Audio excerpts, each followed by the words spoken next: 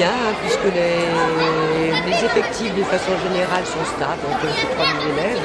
Par ailleurs, comme on a quand même préparé à la fois la rentrée avec les enseignants, mais aussi en ce qui concerne le périscolaire, puisque c'est plutôt, ça c'est plus du domaine de la municipalité. Il y a une réunion avec l'ensemble des animateurs qui va intervenir dans le secteur périscolaire. Réunion également qui a été faite avec les associations. Donc je pense que les après-midi qui vont commencer d'ailleurs dès aujourd'hui, hein, puisque l'école où nous sommes a son après-midi le jeudi. Donc je pense que les activités commenceront, on fera la rentrée du périscolaire, ça se mettra en place dans la sérénité, malgré l'angoisse des enfants, mais je pense que ce sera dans la sérénité. Il y a toujours des travaux qui ont été effectués durant l'été, c'est en général des travaux d'entretien, ça peut concerner l'étanchéité. Là par exemple il y a une classe qui a été peinte, il y a le mobilier qui est renouvelé, et notamment pour les classes, pour les écoles qui ont bénéficié de nouvelles classes, ce qui est le cas ici également.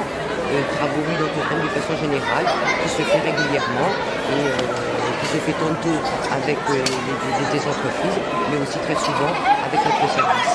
Quels sont les... Alors en matière d'éducation, ce que l'on veut continuer, c'est continuer à assurer l'équité. Ça c'est pour nous, c'est un aspect très très important. L'accès à la culture pour tous. Alors l'accès à la culture tant scientifique que au niveau de la littérature, au niveau artistique. Voilà. Ça prend en compte absolument tous les aspects de discuter la possibilité pour un enfant de grandir dans de bonnes conditions, de devenir un citoyen et un enfant pleinement équilibré. Pourquoi cette première visite à Chalandry? Alors, c'est symbolique pour nous. Vous savez que le quartier d'abord est en pleine rénovation. On a eu récemment la visite de François Poupon, vous le savez, dans le cadre de l'ANRU.